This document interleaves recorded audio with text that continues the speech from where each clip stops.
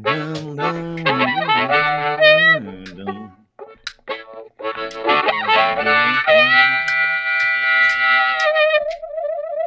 Da da da da da da. Hiya, friends. I'm Dean. Good to be here. Nice to be seen. Big show today. Frank Graves, EKOS Research president, founder. Just a weapon. He's going to join us to talk Hold about on. I thought you resentment said his politics. name was Kevin. No, Frank. I got Kevin down. Okay, No, Frank. we don't have. You got Kevin down on the sheet. You got Kevin Graves. Is that what you did? Dude, you're 54. That's what my mom does too. My mom does the same thing. She's 72. Frankie. She'd be like, Frankie. Well, thanks for telling me this. I'll write like, down well, his how's your name. girlfriend? I'm like, she's good. She's like, her name's Tracy, right? And I'm like, no, it's totally not her name, Mom, but that's okay. Don't worry about it. That's what happens when you get older. You like pull names out of hats, right? And it's like, pretty sure is his name. Oh, I'm not you know even gonna what? bother checking. This isn't even an age thing with me. I don't know what is wrong with me, but if I get your name wrong out of the gates, that's your name forever. I'm never going to be able to look at Frankie. See, I just about did it and not think that's a Kevin. And then I'll think that they named him wrong. That's where my head goes. I'm like, someone named you wrong. Your name's Kevin.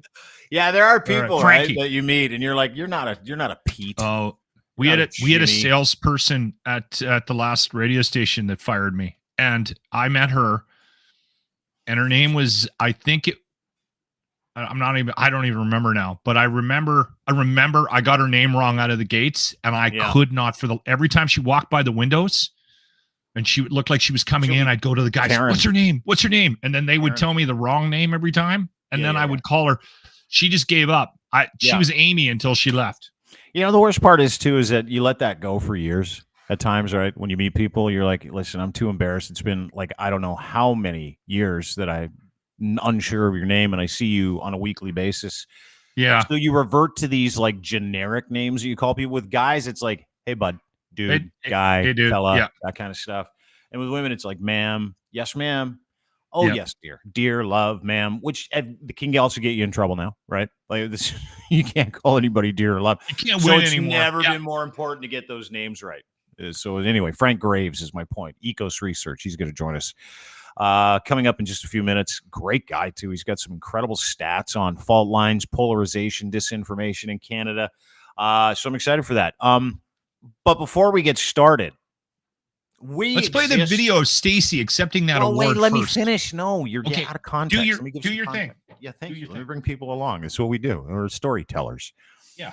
So one of our clients, really good friends of Lachlan Cross, former host of the Locker Room. They were a client of the Locker Room, Ardent Roof Systems.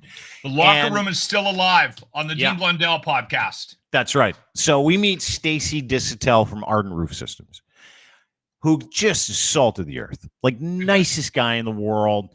And he owns a roofing company, does eaves, sides. And he's like one of those guys that's so good at what he does. He's a platinum partner with one of his main suppliers, Owens Corning. Yeah. So we meet him. He comes on the show, right? And it was like just minutes, felt like minutes, maybe a couple days after he won the biggest award in his industry. Now, it doesn't matter what industry you're in, and I love talking to people about business, especially self-made people that have come from upbringings where they've gone, I'm a captain of my own game, I'm autonomous. That's why we talk to people that own their own businesses, right? That's why we advertise. It's why we exist. Yeah, it's got a story. Unbelievable story. So the first time we have Stacy on the program, he wins this award as the #1 platinum partner in his industry. Owens Corning platinum in all of Western Canada. Yeah. And after he's on the show, he starts getting phone calls from people in Owens Corning going, wow, this is great. Can't believe you talked about this big award that you won. And that led to our guest today, our first guest. We've got two, correct? The guest that we have today saw this clip that Lachlan's going to play for us right now, where Stacy was like so incredibly proud of the work that he did, that he was top dog in all of North America, maybe Western Canada. He's top dog when it comes to being an Owens Corning platinum partner. Let's play the clip here. This is fascinating. Right? And you know what? We should do the announcement right now. Grab that trophy beside you, Stacy, and show everybody. All right. Let's see this. By the way, ardentroofsystems.com. You're looking for a quote on EIFS, roofs, whatever it is that you need. That is the man right there. Let's see this trophy. Siding too. So I just got back Wednesday night from the Owens Corning conference. They have it once a year, and they had an awards banquet. And I was not aware that I was even nominated for this, but ended up taking home the trophy as Canada's top performer MVP. So that was pretty cool. It was a Canadian. Oh my award. God! Look at that! Huh? Look at that! It was a Canadian award. You were right. It was a Canadian award. Yeah. Number one yeah. in the country, out of Edmonton, Alberta, Canada, and the gentleman, I think, somewhat responsible for that, joins us now. His name is Jonathan McSween from Owens Corning, ladies and gentlemen. Another captain of industry. The sad part of this interview, it starts with a Habs sweater in the background. And it's proud behind me, boys. It's proud. I know it is. Yeah. Great to meet you, Jonathan. What do you do at Owens Corning? Let's talk about that. You got the Pink Panther there. You've got the unfortunate Habs jersey. It is a price jersey. We will get to that love in just a second. But tell us what you do at Owens Corning. I'm essentially the area sales manager for Western Canada. So I look after Manitoba to Vancouver Island for roofing. I handle all the platinum and preferred contractors in Western Canada, dry specifications, deal with the contractors, distribution. And I've been with Owens Corning about 9.5 years now. So I've been around the block for sure. And that's essentially, what I do. I look after the West only on roofing. I don't do any insulation or foam, so I'm only roofing specific. Okay. All right. So tell me about this award that Stacy won. And because you got a little smile on your face there, obviously. Well, I just watched that video again, and it just screams pride and proud and everything. Yeah. It's everything we want a platinum contractor to be at the end of the day and be in our program. So the MVP Performance Award, it's just performance, year-over-year growth, selling our platinum warranties, going to the market in the correct way, not upsetting the market or anything like that. It's funny, I did share that video that you just posted a while ago with some of our top brass within the company, Gunnar Smith being one of them, who's our president of Owens Corning Roofing, Custer Livermore, he's our VP of sales. They were just blown away by the pride that Stacy shows in the company and in Owens Corning and getting an award like that. So these are the guys that Owens Corning want in our corner. And I think Stacy would agree that he met very similar contractors that shared that pride throughout that conference in San Diego. How do you get to Stacy's level? Because it's a progression, right, Jonathan? Correct. We have 3 tiers of programming. So essentially contractor rewards is just our basic level, preferred contractor, then our platinum. So it's obviously there's a sales growth there in regards to volume, but it's more of a percentage in what you sell. So typically you want to do about 80% of Owens Corning roofs. We understand that there might be an odd match down the road where you have to put on a competitor's product, and that's okay. But it's our platinum warranties and standing behind our product and why you want to put on Owens Corning and want to lead with Owens Corning. Stacy was certified kind of semi-equivalent with another manufacturer before, and he wasn't happy, and it just wasn't the right timing for Owens Corning in the past. But he showed a presence to kind of get and want to be at that elite level. And we sat down, myself, him, and Derek at a lunch meeting at Joey's in South Common, our favorite spot. And we talked about what it would mean to be him to come into the platinum program.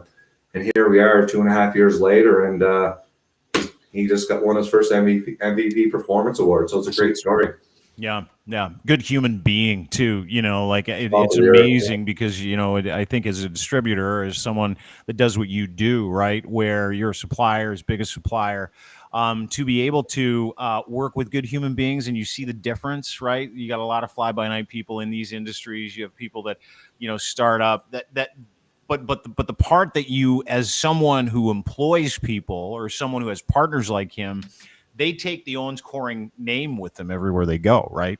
That is the kind of guy. And I've spent like a little bit of time getting to know Stacy, and I'm like, oh my God, this is like, it's not just about the work that he does. It's the human being that he is and how he stumps for your brand and you trust him with your name, right? He's proud. I think if you poke his veins, it might come out pink rather than red. Like that's how much his pride is in there, right? So you look at his trucks; they're all logo, platinum contract preferred. When he shows up to site, we want to lead with Owens Corning. This is why. Talks about the platinum warranty, how Owens Corning, myself, and the company stand behind him. In that regard, he's listed as a top contractor in Edmonton, along with another platinum contractor. So when customers log into the website, that's the first name they're seeing, and so that's kind of like the pride that he kind of takes in it, and he continues to grow every single year with our product line. So we love it. There it is, right there. Yeah, puts it on his hats. On his hats, everything. Dude, Everything. yeah. One of the things. ahead, One of the things, Jonathan, I'll tell you that I know about Stacy, having worked with him for quite a few years. So he was a title sponsor on the last show that I was on, and when I was asked to leave, he came with me. And the one of the first times I ended up talking to him. And listen, I don't want to take anything away from the pride that he has for the work that he does. I mean, he's successful in this market because he does unbelievable work, and he stands behind the work that he does, and he brings good people in, brings the best people in. He's got the best crews, and there's a pride in the business, this side of things, right? We can't take that away from Stacy. But when you sit down with him, he will probably want to talk to you about one of his charity initiatives, one of them being the golf course, and then he's got the roof giveaway that he does every year. How important is it for Owens Corning, Jonathan, to align yourself with people that give, for lack of a better expression, give a shit about the communities that they live in? It's like 110% one of our most important things about giving back to the community, and all our platinums do that. I don't know if Stacy shared with you some of our things that we do in the U.S. with our roof deployment project for the veterans down there. We do a lot of those, giving back to veterans in need. At the Platinum Conference itself, we just did a food giveaway for children in need in schools that not necessarily may not have lunches to go to school, or like we did a philanthropy event down there where all the platinums were in the room. So you're talking 700 people in a room building lunch bags to give back to children in need in the San Diego area. So wherever we do that, right? So it's very important for us to be aligned with platinum contractors and contractors that want to give back to the community. Owens Corning sponsors Stacy every single year in his golf tournament, giving back to the Stollery. I mean, I'm a father of 2 children. Of course, there's lots, anytime you hear the Stollery, it hits home, right? You don't want to see children, or anyone for that matter, sick, but it's close to the heart for sure when you're a parent. So anything we can do to help with that and give back to the public and to society is unbelievable. And his roof giveaway, I mean, how awesome it would be to nominate someone who's in need that might not necessarily know that they're getting nominated or feel that they're in need, and for Stacy and his team to go in and give that customer a free roof giveaway, like, in times of desperation and need, more or less. So it's absolutely amazing what he does. I have no problem stepping up to the plate and sponsoring him. Neither does Owens Corning. I share that within our organization of what he kind of does. And to be honest with you, he's kind of a leader in that category as it relates to Canada for giving back to the community. Yeah, absolutely. Not a lot of people recognize, how important that piece is corporately. Not a lot of people invest in their community. They're externally motivated, right? And so it's nice to talk to somebody like you that represents a really, really big company that says, hey, you know what? Like, our partners, this is not just about bottom line for us. This is about giving back to the community. This is about helping other people. This is about the holistic approach that we have with our partners, because you don't see that anymore, Jonathan, in corporate Canada, corporate America. You really don't. No, you don't. And it's my, like, United Way, we give to United Way, I know myself and all the managers within Western Canada give a percentage off our paycheck every single year to awesome. United Way, right? So that's an establishment we have set up with Owens Corning Canada. That's our main charity of choice. So I know I donate to that. Charity is good for me, like awesome for you. I always share this example. So I go into Tim Hortons, and sorry if I'm getting sidetracked a little here. I go into Tim Hortons and I get, say, $30-$40 of $5 gift cards. And I always stay at the Hilton on Jasper when I go to the hockey game. And I always take the tracks because that's where the homeless are, and they're having a good time. I have a $5 gift card, and I give one of them or two of them a gift card. To me, that gets them warm for a couple hours. They're a paying customer, and they can have a cup of coffee. And that's just, so charity for me hits home, right? Now it's not a lot, but at least I'm not giving them cash for other things or anything like that. That's just kind of my thing that I do. Yeah. One of the things about Stacy and Arden Roof Systems here in town, and everybody knows about the golf tournament. I just want to give that a quick little plug, because early bird pricing for participation, you can sign yourself up as a single, a double, a triple, a foursome by going to the webpage ardenroofsystems.com. Is at the end of April. So get in on the early bird pricing. And I was telling Dean the other day, we were talking about having you on, Jonathan, and we talked a little bit about the golf tournament, about the roof giveaway. So this will be the 5th year of the golf tournament. And in 4 years, Stacy has raised $65,000 for the Child Life Program. Crazy. We have a date in May set up with Christy, who is our liaison with the Stollery, and we're going to go film where his money has gone as sort of a bit of a presentation for the golf tournament. Now, I don't think Stacy. Listen, participation's awesome, and any amount of sponsorship, even if you throw something at the silent auction, is going to be a help, but he wouldn't have got to that $65,000 without the support of his major sponsors like Owens Corning. And I know you guys step up in a big way. If I'm not mistaken, this year, you and one other company, I think, are footing the bill for the steak dinner, right? Is that how it's working? Yeah, us and Kenrock are splitting that bill to sponsor that for Stacy. Absolutely. So that's one of the top sponsorships. I grabbed that, of course. Stacy is a very important customer of mine, and this charity is close to my heart and Owens Corning heart. So to get, $65,000 in 4 years. That's insane. That's incredible. We started this tournament. I missed the last couple of years because it falls on a date that doesn't align, but I've been in them, and it started off as like we only had 11 or 12 holes filled. I think we're almost getting close to selling out the golf course now. How much this golf course continues to grow, right? Sorry, this tournament. Yeah, that's great. Yeah. It's awesome. It's a great day. It's probably one of the more fun tournaments of the season as well. And we got Dean Blundell coming out too. We're going to auction off a twosome a couple of weeks before the tournament for July 5th. So you'll get a chance to golf with myself and Dean. I'm only coming out because I got to keep an eye on Lachlan, make sure he doesn't indulge on swing oil. Jonathan, so I got a host too. Yeah, so, he's been removed from this tournament several times. So I have not been removed. So Dean's going to get auctioned off. Do I understand that correctly? Yes. 100%. Yeah. Oh, we might hit the $100,000 target here pretty quick. Yeah. Yeah. The only problem is you're gonna have to hang out with me for 4.5 to 5 hours, depending how long the golf tournament. We'll bring in some of the big hitters for that one. Yeah. Jonathan McSween, Owens Corning, roofing regional manager in Western Canada, and Stacy Dissatel are putting on and sponsoring an incredible event. It is the golf tournament, Arden Roof Systems Golf Tournament. Go to ardenroofsystems.com. I want everybody to go and not just put a foursome in. I want captains of industry to go and fill it up financially. I want you to donate. I'm not asking sponsorships people. Still available. Donate sponsorships. ardenroofsystems.com. ardenroofsystems.com. The number one partner, platinum partner of Owens Corning in this country of ours. Will you come back and talk about your love of the Habs another time, Jonathan? Will that be okay with you? Can we get you back here? I definitely can. Absolutely. I would really be a really long podcast. Yeah. It's really. I got some history. I've been to a lot of games. Yep. Yeah, I will. I appreciate you, Jonathan. I'm sure really he comes to the Hab games in Edmonton, don't you?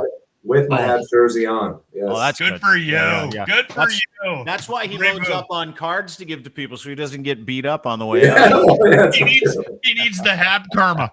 Yeah. Exactly. Jonathan, Owens Corning. Really appreciate your time. Thanks, brother. All right, guys. Thanks a lot. Take care. Take care, Jonathan McSween. He's the regional manager, Owens Corning, and proud partner of our partner, Arden Roof Systems, Stacy Dissatel, putting on a golf tournament, Arden Roof Systems, and I will be there July 5th. Really excited for that. It's gonna be fun. I'm looking forward to having you out. You can be as excited as you want. I'm really looking forward to it. You're staying at my house. We're gonna have pancakes. I don't know if I can do that. I don't know if I can stay in your house. but I need to pivot. Well, we'll talk about it in just a second because I want to get to this next guest because we've got a 2-guest day today. It's Friday. I chased this guy around like a puppy dog. Double your fun. He's one of my favorite follows on Twitter. He's the founder president of EKOS Research, and he's as good as it gets, ladies and gentlemen. Please welcome to the program, my friend and yours, Mr. Frankie Graves. Mr. Graves, how are you, sir? I'm good. You're much too kind. No, I don't think I am, actually. I think I'm telling the truth. I listen, I've been a Frank Graves fan for a long time. Like your research, EKOS Research, everybody that loves to know things, like loves to look into the crystal ball. They've got their favorite researchers. EKOS has always been my go-to. EKOS, there's a bunch of people in that space that are really good at it. But where I really fell in love with you was on Twitter over the past 4 years. Well, you're part of a privileged group that falls in love with me. I have an equally large group of people who are not quite as enthusiastic fans, but in fact, I was doing a rough calculation, and if I had not blocked the people who seem to detest me, I would be have one of the highest followings in Canada. What's your block game like? What are you at? Do you know? I don't look at it. I just try. And, you know, I actually hate it when I actually block someone accidentally. I put a note out the other day. So does Dean. It just gets really underneath his skin and hurts him. You know, he can hardly sleep. It really, really bothers him. Yeah. No, there's some. I need an irony button or something, because I know I put out the other day that was saying that we were going to have a record number of forest fires again this year. A topic that is obviously of concern to us all, but which I pulled on for Nature Canada last year, and found somewhat distressingly that although most people think there's a myriad of factors underpinning why we're having so many forest fires, the most important factor is climate change and what's going on with our climate, and it's linked to greenhouse gases and carbon, all that stuff. But when I asked that question of conservative supporters, somewhat disturbingly, it wasn't climate change. It was arsonists and activist arsonists who were. Oh yeah, well, they're being hired by Justin Trudeau. In his spare time, he hires people to come to Alberta and start fires. Yeah, right. The more moderate version of Taylor Greene's Jewish space laser theory. But so I put out a quote the other day when I posted the story about we're going to have record forest fires again this year, and I said, "Damned arsonists." And of course, some people thought that I was seriously, and they're going, "What are you doing, spreading disinformation?" Oh, okay, it's just an inevitable byproduct. Anyway, Frank, you can't listen. You can't troll people for fun anymore, because people take that, like when you're joking, there's no tone online, right? Like people will take your text and go, "Okay, there's no tone here. Frank said arsonist, so it's got to be real." Like they'll take that 1,000 different directions. But to my point, your troll game is on point. Like that's what I love about following you, is you don't just put out the research, and we're going to get into some of it in just a second, the politics of resentment, disinformation, and what it's done to people, who believes what. But you like to have fun with it. But these are not people that love to have fun anymore, Frank. No, the fun's been a casualty of the new dark and polarized mood out there. Although there's still some of us trying to have the odd bit of fun out there. So, like you and me. Yeah, I think fellow funmeisters. There we go. I use the \S when I feel like somebody might actually not hear or feel or see the sarcasm coming out of my tweet. And even sometimes that doesn't work, Frank, right? Like even if you say in the tweet, "This is sarcasm," you'll still get that blowback. Yeah.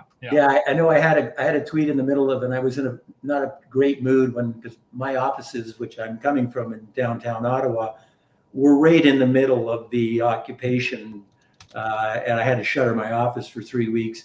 I'd also just had a new hip installed, and so it was a bad combination of painkillers and being in not a very good mood. But I remember making one, offhand comment on Twitter about maybe the answer to this would be like some fire hoses. And I said, quote, "Just kidding."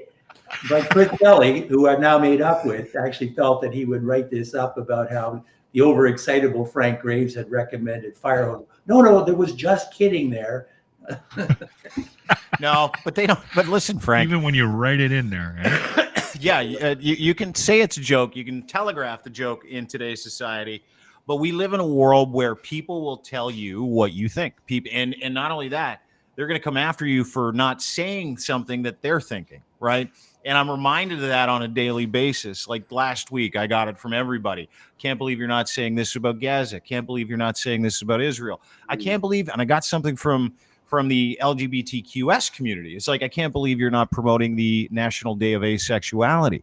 So we live in a time where you can not only get canceled or in trouble for the things you say, we now live in a time where you can get in trouble and canceled for not saying anything at all. Yeah. Right?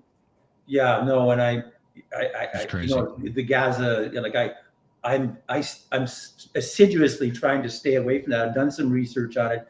It's such a painful episode, and there's such intense feelings on both sides for good reason that I just feel real trepidation stepping into that one. So, but you know, is there research that you'll stay away from now, Frank? Though, like, is there research you stay away from now because you're worried about? Because we don't come from that time. You don't come from that time. You'd research anything. You'd give people the results, and it was, hey, this is what people are saying. Are there topics that you don't want to research now because of the heat around the cultural topic? I got a lot of stuff that I want to research, so I don't have a shortage. That just go back to the example of, we do have a real problem with anti-Semitism and all kinds and other types of racism, which have been rising. And we were doing a project for a renowned scholar at University of Toronto, who's actually a Jewish scholar who is one of the top world experts. And we asked a number of questions, which are part of a tracking used by the Anti-Defamation League, which is a Jewish organization, extremely well regarded, which are trying to measure anti-Semitism. And I remember that Andrew Koch and others came out because they got screenshots of the research and said, this is just shameless anti-Semitism. You're trying to foment racism. I said, no, we're actually trying to understand what the extent is it going up and down, where and why, and what can we do about it? And if you don't know those things, you're in big trouble. So, you know, but there are pitfalls out there. And the one the topic, as you know, that I'm most interested these days is looking at the polarization of our society, and the degree to that's related to a number of factors, but the most recent and disturbing one is the flow of disinformation, which is also in some cases misinformation. But disinformation is where the purveyor knowingly is promulgating things which they know are false. Like, for example, you know, just to use a more benign example, the idea that forest fires are being set mostly by activist arsonists. You know, like, look, you know, conservative voters didn't wake up some morning and go, you know what, I think there's arsonists out there in the woods. Now, they were told this, and we can see the evidence that there's a disinformation ecosystem which is now being curated using very sophisticated tools of artificial intelligence. Some of this emanating as tools of statecraft from other countries. Russia's really good at it, but then getting reinforced and amplified within our own society. But you end up with things like, for example, in our most recent research, we found that 25% of Canadians now think that climate change is a hoax. It's not like, I think it's exaggerated, or it might be a problem, but I don't think I can do much about it. And I work in the oil sands, so, you know, I'm not very much in favor. No, it shifted from skepticism and lack of commitment to just outright, no, this is false. It's fake news. It doesn't exist. And when you've got a quarter of the country that believes this now, which is up, and we see that actually produced support for dealing with climate change. I don't want to talk about specific instruments, whether it's, you know, a carbon tax or cap and trade or whatever the instruments you want to use. Mm-hmm. The fact that you've got a group that thinks it doesn't even exist, and this is new. And then you have another group of about another 10% that say, I'm not sure. But this extends over more and more into all kinds of other areas. So we found initially that, you know, the people who thought, like, governments are intentionally concealing the real numbers of deaths from vaccine. Listen, I was a member of a federal task force on vaccine confidence. I'm deeply familiar with how this all worked, how we assembled the data on adverse effects, the degree of cooperation and collusion that would have had to occur for that statement to be true. You would have had to have thousands of officials at the municipal level, the provincial level, the federal level, in the political offices, in the public health office, all saying, we got to get together and sandbag the numbers of real deaths from vaccines. Otherwise, look, this is so otherworldly. Like, the chances of that being true are literally zero. Yet we have a quarter of Canadians that think that's true. And, it's not just that independent, and it's not like, oh, I think the moonshot was actually happened in a Vegas desert, or I think the world is flat. I mean, go ahead, believe that. I don't really care. But on questions like the climate change is a hoax, vaccines, governments are intentionally concealing the real numbers of deaths, or more people have been killed by vaccines than have been saved, or, pick your, and the other one, of course, is more recently, we've had a big debate about, NATO and defense funding and so forth. And we found recently that Canadians are going, maybe it's time for us to, we have other priorities, but, spending a little bit more so that we don't have this eroded position on the world stage. And because we're really concerned of the specter of what's going on in Europe, a war of scale that we haven't seen in 50 years. So we've seen support rising for increasing funding for NATO, and in particular linked to maybe we should be, but actually support for dealing with Ukraine, which mirrors what's going on in the United States, has been declining in this country. It's still strong, but it's been declining. And again, just as support for dealing with climate change has been going down in a period where we've seen unprecedented evidence of a climate emergency, whether it's forest fires or floods or record global temperatures, support is actually going down. It's not that the open informed majority are saying this isn't important. It's that you have this increasingly polarized group who are saying, no, I think that's fake news. It's made up. In the case of the of NATO and Ukraine, this is really interesting. The more you believe things which are untrue, the more concerned you are with foreign interference. Fine. But when we look at that question applied to, say, China versus Russia, the most disinformed, the people who believe more things that are untrue, are even more likely to say, like, I really don't like China. We should do whatever we can to punish them, and so on and so forth. But we see the reverse pattern when it comes to Russia. The more disinformation you have, seemingly about unrelated things. We found, for example, at the beginning of the outbreak of the war in Ukraine, that most Canadians said, oh, we got to do whatever we can to help out Ukraine. This is awful. And so we asked them a list of things that we should do, ranging from, lethal to non-lethal aid. And, we had 6 items, and most Canadians said we should be doing at least some of these things, short of boots on the ground or a no-fly zone. I thought at the time, why don't I just break this down by whether you've been vaccinated or not, which shouldn't have anything to do with this, okay? But we found that for the 90% of Canadians who'd received vaccinations, this was a few years ago, that only 2% said, you know what, we shouldn't be doing anything in the Ukraine.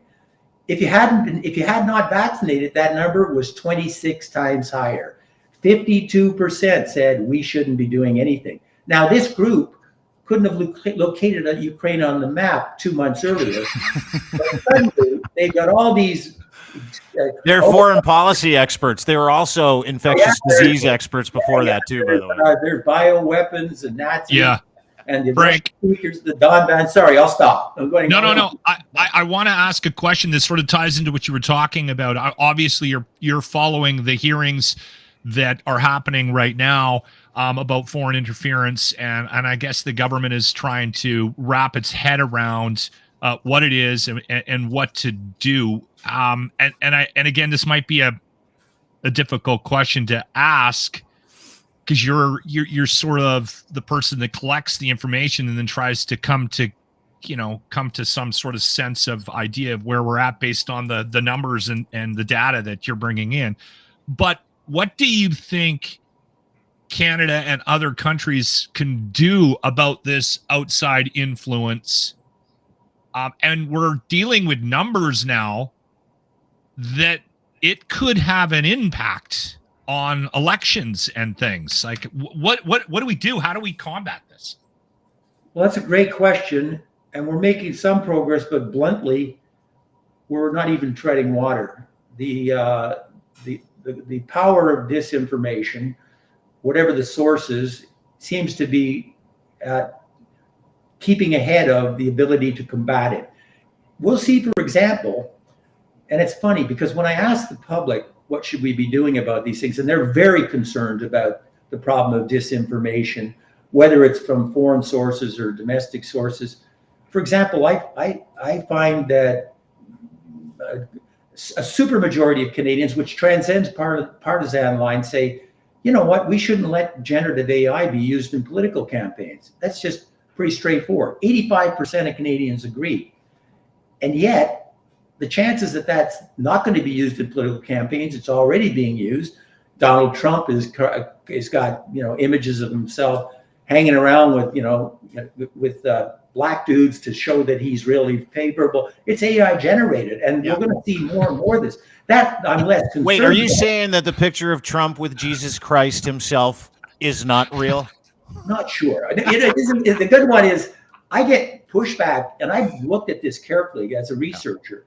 I've drawn the questions that we ask about disinformation really carefully from other international sources so that I can compare what the rates are in Canada versus other countries, but also to be sure that I'm asking questions where I know the right answer. And, you know, I will get constant pushback. Well, you know, those questions, they're just left-wing disinformation. And there's all kinds of, they're right-wing disinformation perhaps, but there's all kinds of left-wing. And I've looked very carefully trying to find, and there's no doubt that there are people on the center or left that are disinformed. But the idea that this is somehow balanced or comparable to this recent explosion of disinformation, which seems to be linked to more of the right side, at least in terms of its political impacts, is I just can't find the support for it. I don't even know. Like I remember the old saw Moynihan used to say, we can all have our own opinions, but we can't have our own facts. Well, that sort of seems to be over. That's a very sad development. I'm calling it an epistemic crisis and a crisis of truth, which is, and trust, which work hand in hand. And it's just having horrible corrosive impacts on our democracy, our country, and it's not limited to us. And we can be somewhat, we go, oh, well, we're not as bad as the United States. Well, we're not far behind, you know, and it's still way worse than what we've seen in the past. And most Canadians say we should do something, we should confront this. And there's some things we should do. Like you shouldn't be able to create an artificial intelligence fake image of someone if you want to hassle your girlfriend or whatever. You know, this 92%, but nonetheless, when I look at this and I break it down by those who believe in unrestricted freedom of expression versus those who believe in protecting people online, and most people think that an equilibrium of both is possible, I think there's going to be real rough water in moving ahead with things like dealing with online harms or disinformation. So yes, this is a really challenging problem, and I mean, to me, we need to try and find a way to depoliticize this, which is going to be difficult. Good luck. Well, it works. Like, I mean, you know, one of the things that if you go to EKOS and your website, and I find it interesting, it feeds into the conversation, what Lachlan just asked you, kind of who believes what and why they believe it, the role resentment plays in the information, misinformation, or disinformation thieves that believe those things, right? How people are more likely to believe in certain aspects of things they hear based on resentment, the politics of resentment. And you put this up at EKOS. You can go and have a look at it right now. If you go to ekospolitics.com, you can read this article. The mood is dark. Countries divided overwhelmingly. Those with the lowest level of trust, highest levels of false beliefs are drawn to the Conservative Party of Canada. Links between mistrust, false beliefs, and support for the Conservative leader, Pierre Poilievre, are massive. Like, you're bearing out what you're talking about here, but I'm interested in the resentment piece because it's big in the victim industry, is it not?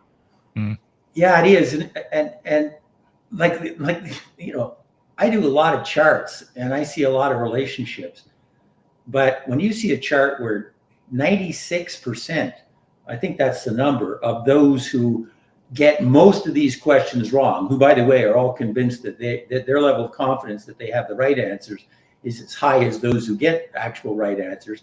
But when you find 96% of them are falling into either the Conservative or People's Party support, you're going, whoa, that's a pretty powerful relationship. It's not like it's a little higher. It's like it's 10 and 20 times higher. These kinds of effects are massive. And by the way, these did not exist a decade ago. You know, if I went back and I've done this, I've got published work looking at the impacts of not so much disinformation, but what I call ordered populism, what others would call authoritarian populism. But it's based on questions about preferences of child rearing, which apparently on the surface have nothing to do with politics. Like when you're raising a child, is it more What does now? to emphasize obedience or creativity? Well, they're both important. But when you get people to answer these questions, you can profile their predisposition to look at these things quite differently. And I guess the whole problem we're having is that this kind of orientation, which some have called, I don't like the term authoritarian personality outlook. I like ordered or epistemic populism, but it's normally a healthy part of society, and it's not a fringe. This is the point we have to understand, that like Pew finds in the United States that 44% of Americans exhibit this type of personality orientation. And under normal circumstances, it's perfectly fine. You need these people to run corporations, to be cops, all kinds of things.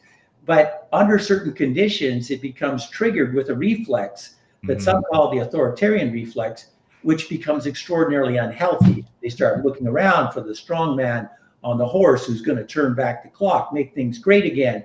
And this whole theory, which has been improved dramatically over the last 50 years, originally was developed by scholars who came from Europe following the war, trying to understand what the hell happened, where Germany, which had been the most civilized society on the planet, descended into the abyss of the Holocaust and those horrors. Now, I'm not saying that that's in store or likely to happen at any point in the future, but I'm also saying when you see these sort of signals going off with that level of clarity, you might want to be mindful that this could become a very bad thing. And you're not the first one, Frank, that has made a connection between what's happening now and what happened politically in the 30s and led to World War II.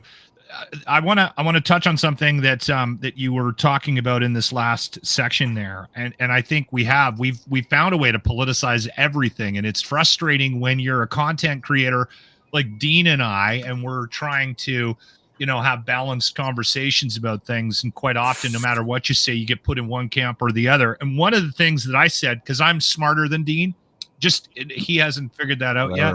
Yeah. Okay. I said years ago, because I've been on the podcast with him for about 3+ years now, and now like daily, and he hasn't asked me to leave yet. That'll come though.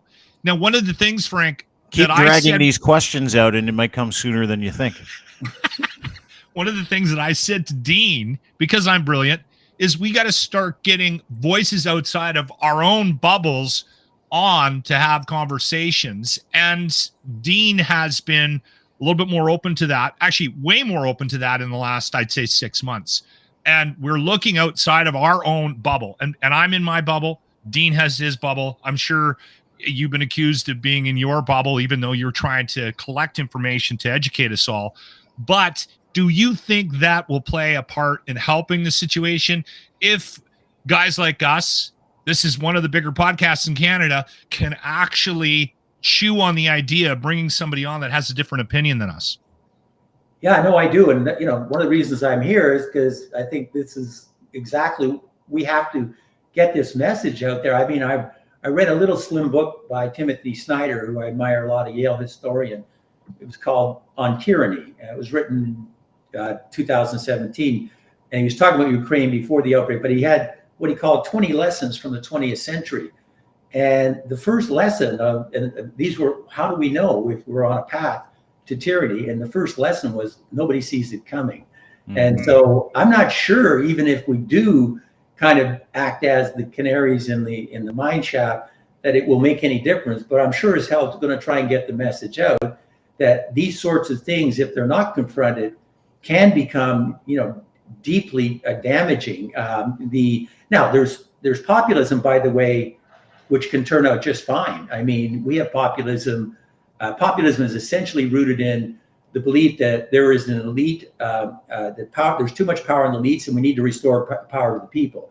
We got the left, the right, the center, and you could argue that some of the populism on the center, which confronted the same challenges which emerged in Europe in the 20th century and resulted in the horrible kind of authoritarian populism there, produced the New Deal and like a dramatic improvement to society with levels of innovation such as massive public works programs, importing a social safety net from Bismarck, minimum wage, trade unions, public high schools. None of these existed. They were ushered in by a form of populism. But when you look at the examples of the right-wing populisms that have existed around the world, they don't turn out well. They either disappoint those who are attracted, or they end up being, like, horrific. So I think it's important to make that distinction. I want to make one quick point as well, though, on the business of we see this type of polarization is expressing itself as what we call affective polarization. It's not just I don't agree with you on that issue. I don't like you.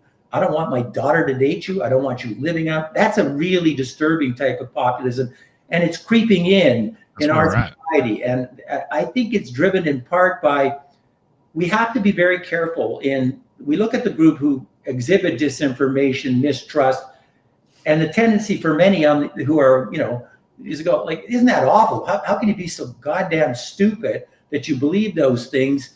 And we end up pillaring them. Like, you think about Hillary Clinton's depiction of these as a basket of deplorables.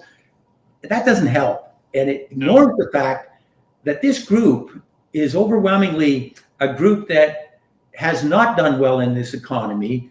The whole concept of shared progress, which existed in periods where things were healthy, where everybody, you work hard, you get a job, you get a house, you eventually retire in relative security, you did better than your parents, your kids are going to do better. That's all collapsed. And I believe that if you want to know how to put the genie back in the bottle, you have to understand that the collapse of shared prosperity and the collapse of the middle class dream is, I think, what set this in motion. I think there's far other important sort of factors which have advanced it beyond that. But I don't believe we have any chance of putting this thing back. And I believe that if we dismiss the anxiety and concerns and insecurity of that group who feel that their position in society has been threatened, oh my God, then that's what you're just going to make it worse. It adds fuel to the fire. So Elon Musk might be cheering on the convoy, but he's producing the autonomous electric vehicles. They're going to just remove some of the few jobs where a strong back and still earning $100,000.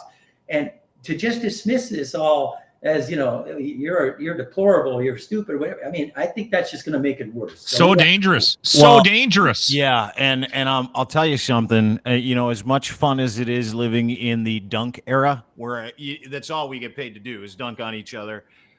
It also has creeped its way into academia, the intellectual work that you do. You can supply people with bulletproof receipts of your research when it comes to resentment in politics, right? But that gets internalized and personalized too. So it almost doesn't really matter, like the dunking on people, the polarization of saying you're wrong, here's why. And it doesn't really matter. I go back to, getting in trouble for what you say and what you can say in your business as someone who does research, one of not just Canada's, but one of North America's most reputable firms. It has got to be impossible some days for you to look at some of this research and go, okay, this is really unbiased. Speaking of which, your resentment piece, this is really unbiased. I'm going to put this out there. But even that looks like you're dunking on people too. So it's almost like you're never going to be able to win that discussion, right? Or ever make sense in that corner of the gym. Yeah, and that's why I think it's important, although they're not perfect answers.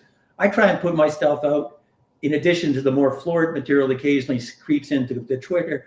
I put stuff out in refereed publications where they're reviewed by experts, and they are submitted to, the challenges of whether or not this stuff actually does hold water. And, I think it's important to try and have that level of authority if you want to talk about these issues, rather than just giving people your opinion or your expression of your anxieties or views. For example, I was commissioned to do a paper by the Rouleau Commission on the convoy, and what were some of the structural forces that produced this. And I was really happy to be able to do that. But one of the points that I make, and whenever I'm doing this in my more serious research, I stress that this thing will not be fixed without creating an economic narrative of hope that actually deals with some of these problems, and it will be made worse, not better, by just pillorying and ridiculing the other side. And they're not a fringe. It's a significant part of our society. Yeah. And we have to have a little better understanding of how to fix this, both at the level of public policy, because that's, I think, ultimately where the answers might lie. But right now, we just in the short term, I think we have to figure out a better way to respond to these challenges of disinformation, and as it applies to foreign interference in other areas as well, because it's a real existential threat to our democracy. Yeah. So one of the questions I have about what you do, Frank, is there one thing? Is there a hurdle? Is there a stumbling block? Is there something that you feel gets in the way of you being able to do your job effectively and sort of frustrates you on a fairly regular basis? Yeah, I mean, I think in the past I have I sometimes have been a little too careless and in the way I've expressed myself in places like Twitter, and it's had a damaging impact. People will use that. I still get things like I had someone digging up something, the other day on a dispute, going, well, Frank Graves had to apologize about comments that he made. This was a 12-year-old story. It was in the Globe and Mail, and a piece from Lawrence Martin article. Well, I also sort of pointed out that this produced a formal investigation by the CBC ombudsman at the time, which is an arm's length independent agency, who made a formal ruling, which also appeared on the front page of the Globe and Mail, saying there was no evidence of bias whatsoever. I was quote completely exonerated. In fact, he made the observation that Mr. Graves had actually been part of a paranoid tinge fundraising campaign by the Conservative Party of Canada at the time. People still, it probably would have been better never to make the comments. But you know what? Then maybe people wouldn't have paid attention. And I think having these kinds of public debates is important. Well, you kind of hinted at it, that we have to make our biggest mistakes to make the progress that we have. And that's kind of what your no research one's is exempt from it, right? Like Yeah. everybody that does content, everybody that puts out information, researched or opinion related, fact based, whatever we do, we all put these things out. We're all accountable for them. Like it's not like we can get away from. And hey, listen, this is a journey. It's not something everybody nails. It doesn't matter what industry you're in, but we live in a time where being unbiasedly bulletproof or being some kind of stick in the mud that isn't attached to anything. That's the only currency that matters. And if someone can take any part of ourselves and attach it to a bias, or any part of our work and attach it to a bias, they will. And that impressed upon me the importance of reaching across the aisle and having conversations with people. And we've recently started to do that. And going back to the resentment piece, I have been amazed when you talk to people about the disinformation they believe that they propagate. A lot of people on that side of the equation do it because they're angry about 3 or 4 other things, right? Yeah. Some of them are angry about things they don't understand. Some of them they're angry about being called a Nazi or a racist for not getting a vaccine. Some of them are angry because they just hate politics. A lot of them are angry because they don't make a lot of money. A lot of them are angry because they can't get jobs. There are so many different variables that feed into that resentment of people that will come after people like you professionally and go, you know what? You just pierced the bubble of that misinformation, which I held to be true and I was counting on. And so I'm mad at you now. I'm going to find any way I can to make Frank Graves look bad. I'm going to find any way I can. And it's all about suggesting that everybody else is on the take. And it's amazing to me because it's that formula that is repetitively necessary in politics now that Donald Trump perfected, right? That you're seeing MAGA perfect. Maple MAGA, in my opinion, is perfecting it now in certain ways where it's like, it doesn't matter what anybody says in terms of truth in a post-truth society. They can impugn someone's reputation that put out that fact to make nobody interested in reading those facts, right? That's the thing that has amazed me the most about the time that we live in when it comes to the kind of content that you do or any fact-based information portal. When they give out that information and someone reads it, they're like, not only do I not want to read it, I'm going to make the person that put that out look bad because they just made me look like an idiot based on the facts that they put out that I don't agree with. Yeah, no, that's all true, and I agree with it. And it becomes compounded and made even more difficult by the way the information is disseminated. The individuals who are drawn to these spurious views about what's going on, the impact of certain parts of social media are dramatic, and they are not reading mainstream media. They're not looking at government websites. They're getting their information almost exclusively from curated information coming from places like YouTube's really high on that list, by the way. Yeah. And YouTube's got an algorithm-driven system, which if you click on this particular piece, boy, we're going to send you some other stuff, and we'll find you like that. And all of a sudden, you're going down a rabbit hole, being told all kinds of stuff, which is just preposterous. But you really believe it to be true. And the groups that are drawn to that are often groups that are feeling, really like, I don't understand what's going on, Yeah. And this part of what's seductive about this, and it links to the appeal of dogmatism and so forth, is it provides simplified answers about how, look, we can go back to the way things were when everything was a lot simpler, a lot more traditional, everything was more comfortable.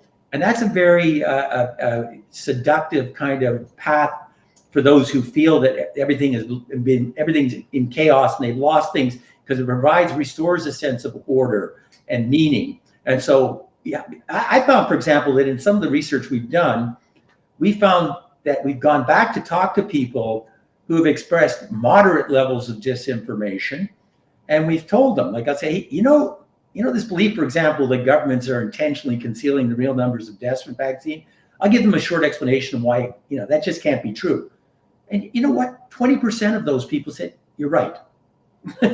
And, so we can't just give up and say, now just the question is, how do you find a way to provide a safe, quiet place to provide those types of engagements with those people?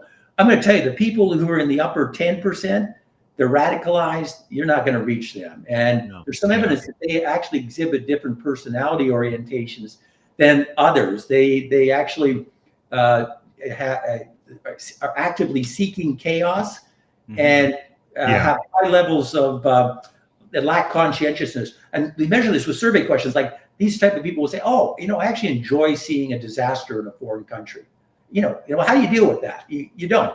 You have to figure out how to insulate yourselves from them promulgating those who can be moved. And there's a moderate group who are, I think, reachable. Their beliefs are plastic, and we just have to get better at doing that. But as I say, I go back further and say, if you don't come up with an economic narrative, a plan to restore shared prosperity, which existed for a long time, and I look to the South, where Mr. Biden's talking about, massive investment programs being fueled by wealth taxes, being fueled by higher taxes on corporation, maybe raising taxes on those who are making more than $400,000 a year. Well, why not? That group has been accelerating away from the rest of the pack at a rate which is like the average GDP growth in Upper North America in the 21st century has been around 1%.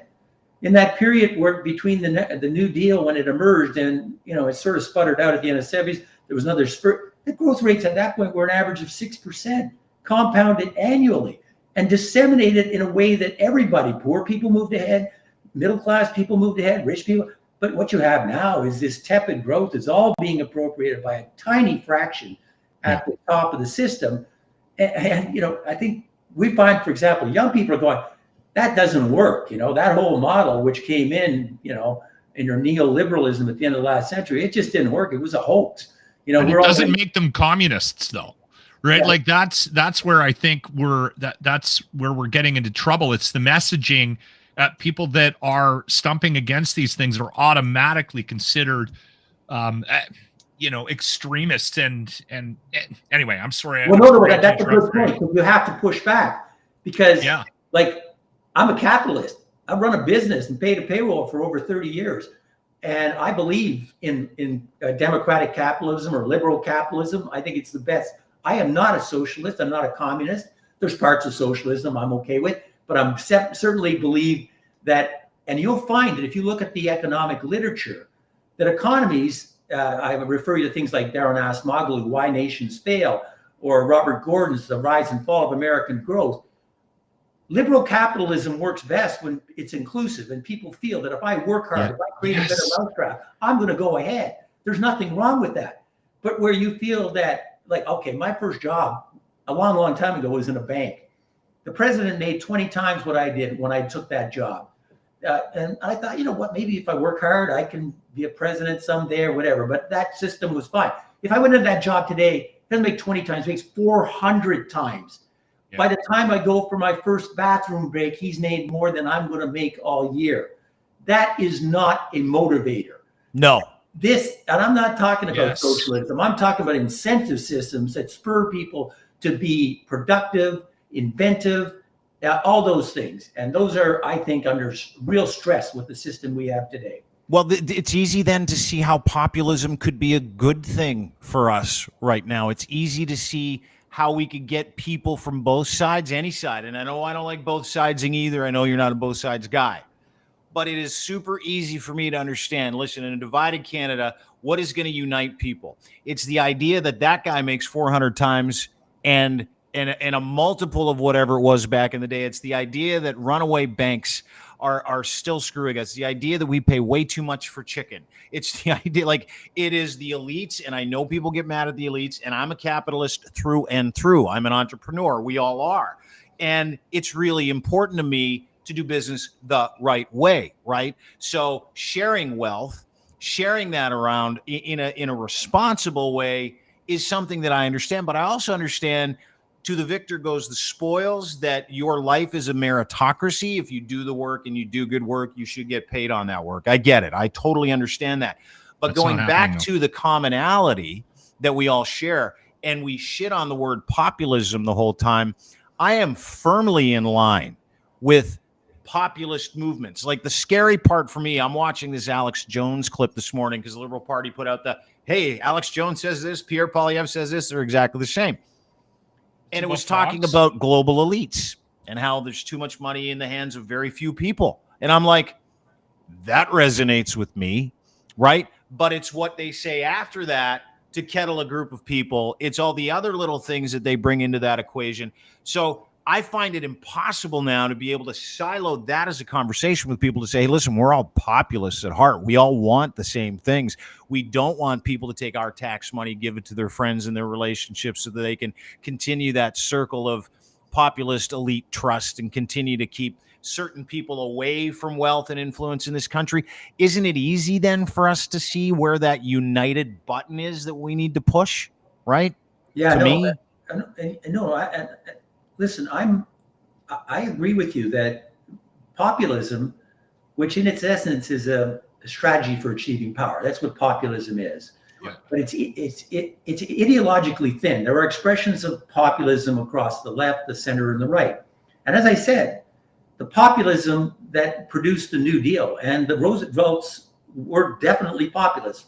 Fireside chats. They went after the elites. Remember, before Franklin Roosevelt could usher in his New Deal, Teddy Roosevelt engaged in trust busting, dismantling oligopolies, monopolies.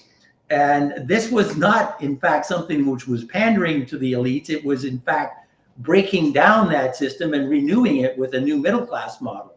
Yeah. So, yes, but I just want to say my view is that this particular form of populism, which we see expressed on the right side of the spectrum, it never turns out right. Trojan horse, right? It's a Trojan horse. That version of populism is a Trojan horse.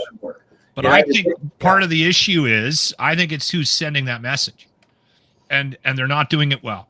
And that's what I'm seeing right now is the people that we have in power are messing up so badly. They're just adding to the division in the country, right? Like, listen, I hate making it political, but you know, I hate bringing this up, but when Justin Trudeau is on my TV, I'm sorry, I got to turn it off. And it's just even if you're on the right side of things, it's funny. You mentioned something that I was saying when the convoy started. This was not a fringe group. Listen, there may not be everybody in Alberta in their cars and trucks heading to Ottawa. But this is not a fringe group, people. This is much bigger than you think, and it is growing daily because of a lot of the things that you said, and you say it a lot better than I was ever able to.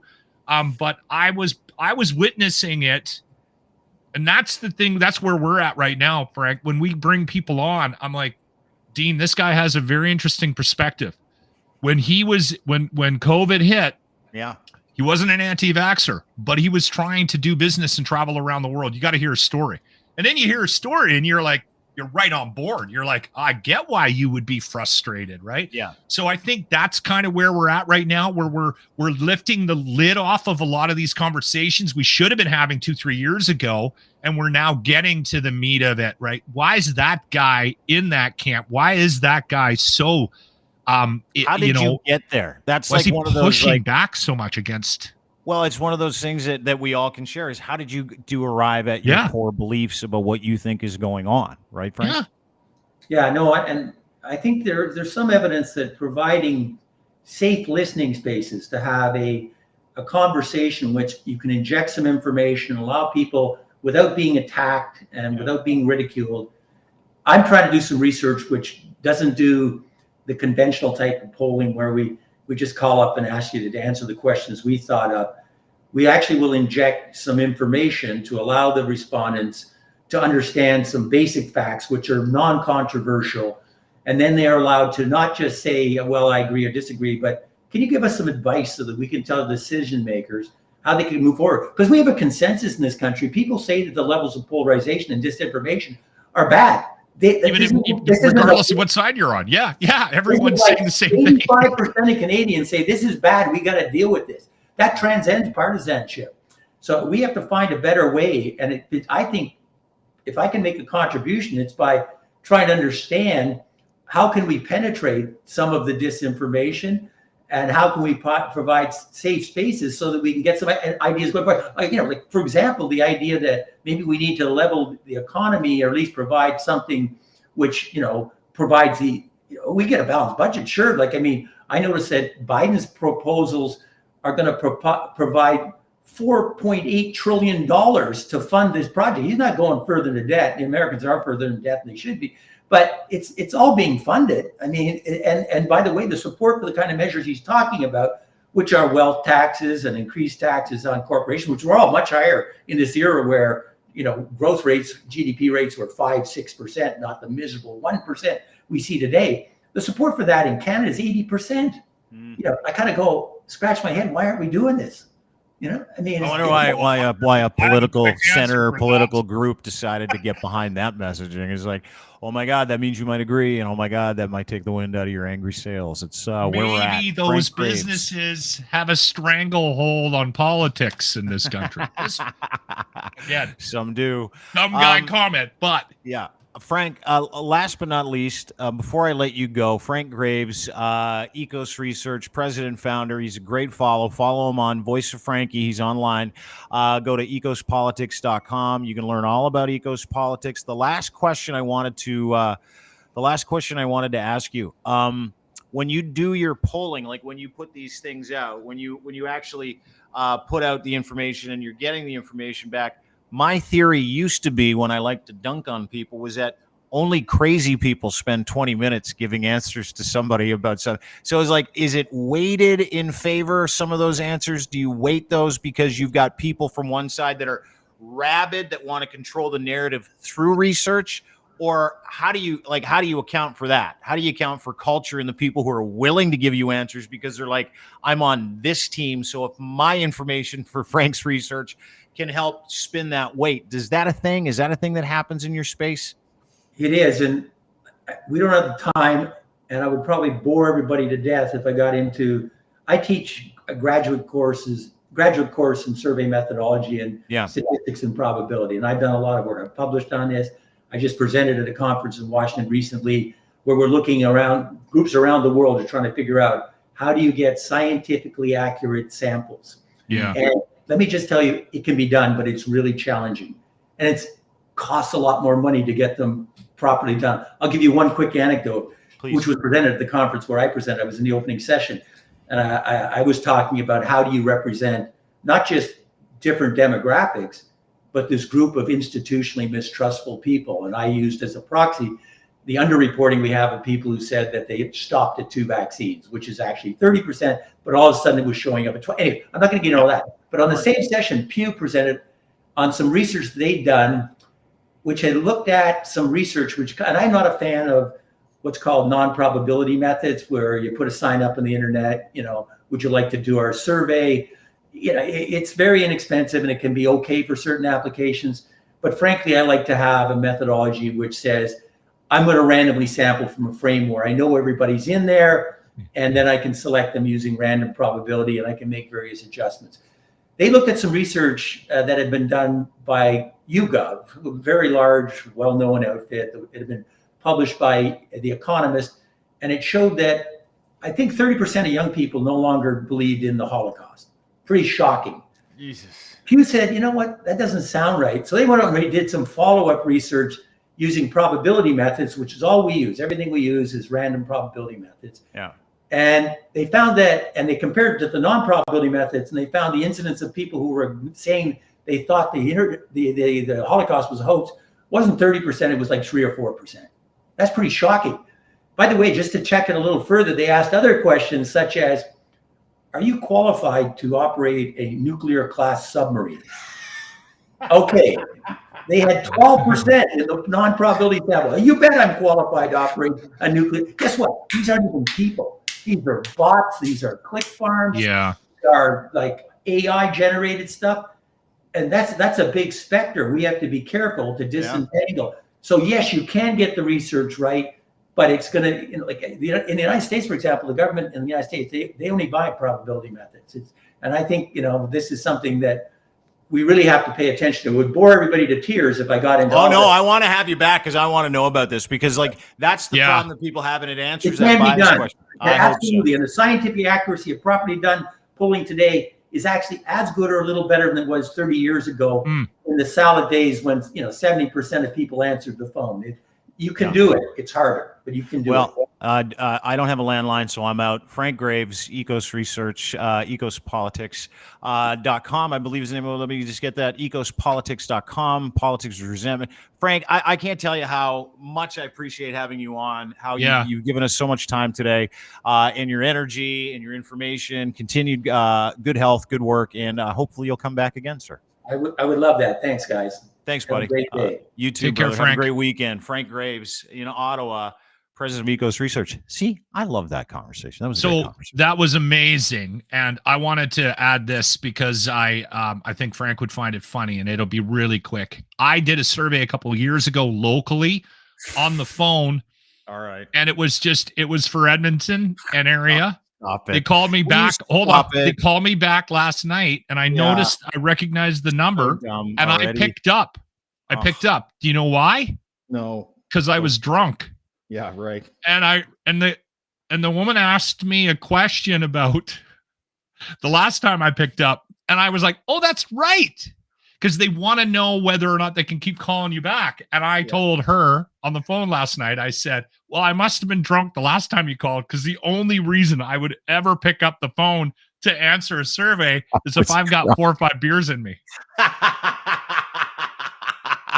That's a true story. That happened last night. Happened last night. You know what? I imagine Frank Graves is smiling somewhere listening to that story going, yes, I will answer your questions. I'm gonna not only that, I'm gonna help everyone tonight. I make more sense right now than I've made all week because I am 12 in. This is going to be a great research project. Thanks to Frank Graves, EKOS Research, Voice of Frankie on Twitter. He's a great follow. He really is. We need to get together. We need to get together and start talking about these things and not allowing the fringe to control certain conversations on either side. That's all I'm saying. I loved Frank. That was awesome. We'll skip the retro replay of the day today because we've gone a little bit long. And we gave Arden a great big handy at the start of the whole thing right? So ArdenRoofSystems.com, the webpage to sign up for the golf tournament, which Dean is coming out for at the Ranch Golf and Country Club on Friday, July 5th. That's it for me. That right. was a really good one. Yeah, we need to have Frank back. That was unbelievable. He'll come back. He'll come back. Good to see you. Have a great weekend. That's Lachlan Cross at Lachlan Cross, where you can find him on Twitter. I'm going to make way for my friends at Scouting the Refs. Maybe the best podcast that you need to start listening to. Bunch of guys like Todd Lewis and his crew talking about referees in the NHL. It's a huge podcast. I'm going to make way for these guys. I want to thank some friends that have made this whole thing possible, including my buddy Colin at Cantork, Edmonton, Alberta, Canada. They make rugged, hardworking torque wrenches. One solution, one roof. All your solutions, one roof. Doesn't matter what they are. If it's a bolting solution that you need something for, they make the best in the world for heavy industry around the world. Go to cantork.com. For more information today, check out all their products. Brand new website. Also, our friends at Muse Massage Spa. Oh, Emily and Riley, they're lovely. They got a great podcast called Muse on the Mic, sexologists, educators, and they're also the owners of the #1 body rub parlor in all of Canada, musemassagespa.com, right here in Toronto, 1290 Finch Avenue West. Go to Muse Massage Spa for more details. And the $50 Dean discount. You're welcome. Also, make sure you upload and download their podcast anywhere you get it, including Patreon, Muse on the Mic, as well as YouTube, Muse on the Mic. Sub to their podcast. They're lovely ladies, educational entrepreneurs that absolutely champion your ability to enjoy your life and your body as you wish. Also, we're brought to you by factcheck.io. Misinformation and disinformation, as you can tell by this entire podcast, is systemic. It's a pandemic, and the good people at Fact Check, computer scientists, data scientists, journalists, evolutionary psychologists, have figured out a way to give you agency over what you read. All epistemology, pathology of the truth and a lie, sources, social media origins, it doesn't matter. They'll give that power to you. It'll be like a little buddy you take with you on your phone, little buddy you put in your browser, and a place that you can break ties, start fights. Go to factcheck.io to join their beta test team today. Have a great day, everybody. Really appreciate it. Don't forget to rate, subscribe to the podcast anywhere you get your fine podcasts, Google, Apple, Spotify, etc. And you can find us on YouTube, Dean Blundell Show on YouTube, as well as Crier Media YouTube. Have a great day. Thanks for watching. Thanks for listening. We'll see you fine people on Monday. Bye.